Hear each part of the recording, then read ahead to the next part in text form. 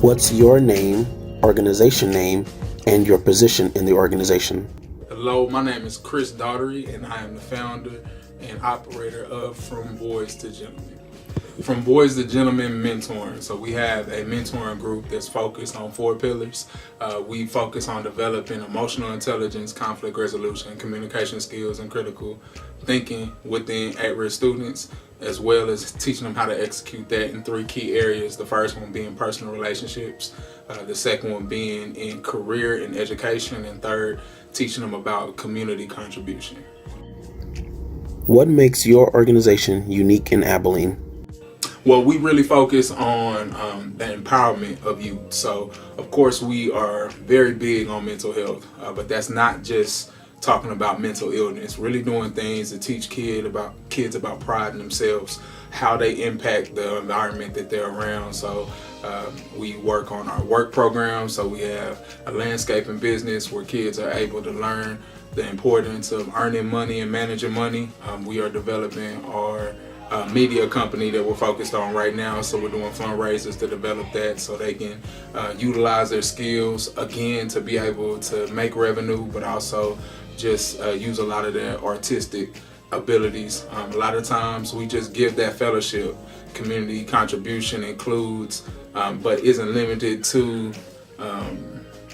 really just putting an actual relationship in with the community. So it's not just community service or doing things when you're in trouble, but really seeing how you can make that impact in all levels, whether it be elderly, through all races, all demographics. We've had the opportunity to partner with multiple organizations and just do things throughout the community. And that's what we want to focus on continuing to do. Your thoughts on Abilene Black Chamber of Commerce mission and future?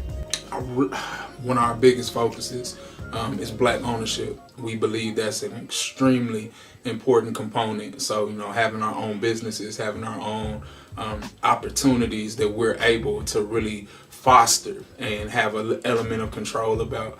But really, when it comes down to it, representation matters. So teaching them when it comes down to businesses, when it comes down to ownership, that seeing somebody that looks like you is inspiring.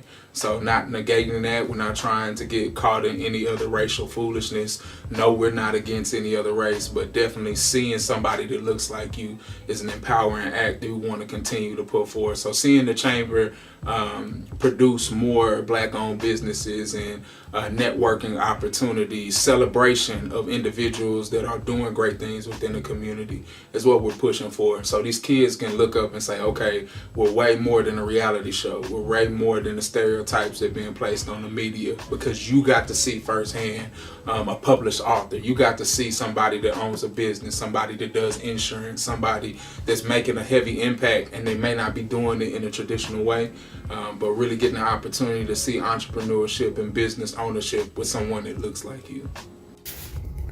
What does injustice anywhere is a threat to justice everywhere mean to you?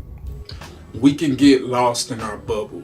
When I hear that statement, I think about the responsibility of a community to not turn a blind eye to something because it doesn't directly impact you. So even if I don't live in your neighborhood, I can still have that mindset of I want to see justice served in a positive manner. Make sure everybody is represented. It's easy and cliche to say that, but it's power in that. When you yield your voice and you yield your power to somebody that doesn't have a voice and doesn't have power, that's where real justice can come into play. So when you got people that are willing to advocate, that may have resources or connections or network that somebody else doesn't have, that's where you see real change. That's where you see real prosperity, versus being in a place where, okay, you hear a lot of the old folks say, that's not my monkeys, that's not my show, that's not my circus.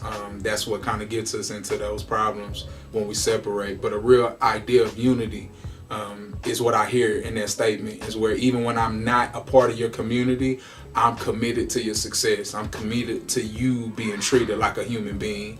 And that's where we all move forward when we share that and adapt that mindset.